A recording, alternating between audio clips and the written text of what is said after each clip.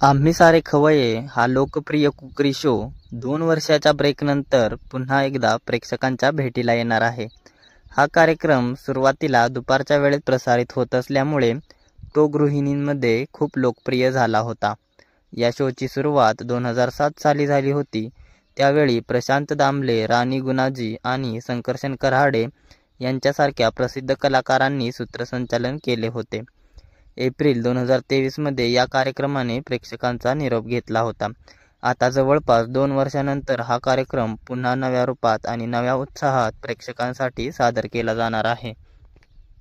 हा कार्यक्रम 9 ऑगस्टपासून शनिवार आणि रविवार दुपारी 1 वाजता झी मराठीवर प्रदर्शित होणार आहे.